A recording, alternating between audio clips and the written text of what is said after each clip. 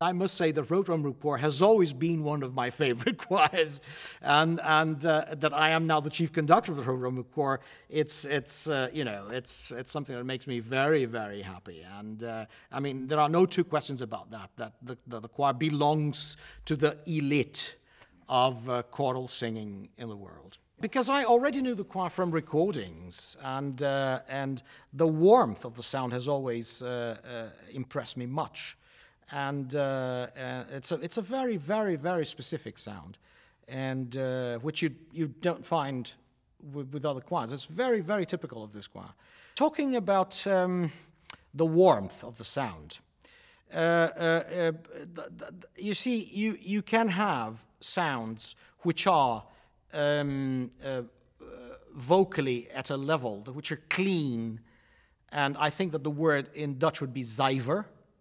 But on top of that, there's an element, an almost Italianate element of vocal production that this choir has that makes it really, really very special. And I am really aiming at keeping this and improving this and really making it even more brilliant than it is at the moment.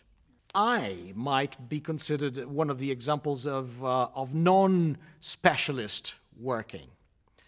Because I work as a choral conductor and I also work as an orchestral conductor, which is in the scene is something that is very rare. I mean, I'm not talking that I'm special. I'm just saying that this is not the normal case, because people tend normally to say, well, if you do new music, you can't do Mozart.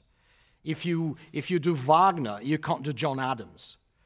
But the flexibility of the Groot Omroepkoor is something that I also admire a lot. The ability to do different styles stylistically in a proper manner. So this is something that really makes me very, very keen about working here with the choir.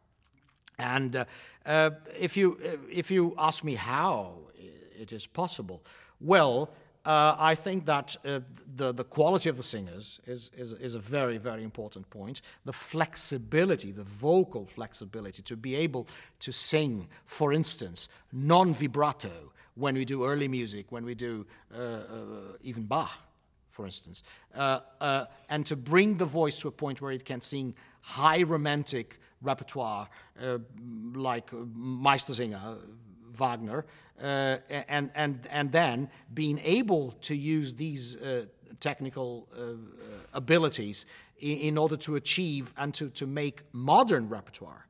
That's something that is very special, and which I think we have here, and I think that this is something that should be really taken care of, and it is a very positive characteristic of this choir.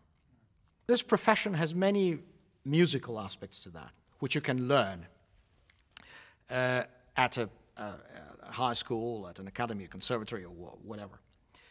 But there are many aspects connected to this profession, and the psychological one is one of those, particularly if you work with singers, which have a completely different mindset from orchestral players. They're musicians all the same, but the fact that a singer has the instrument inside himself or herself makes that artist psychologically, a very special artist. So the psychological approach is all the more important for a choral conductor, because you have to know how to talk to singers and how to treat singers. Singers are extremely vulnerable, of course, because they don't have the wall of the instrument between them and the music. They are the music. They produce it.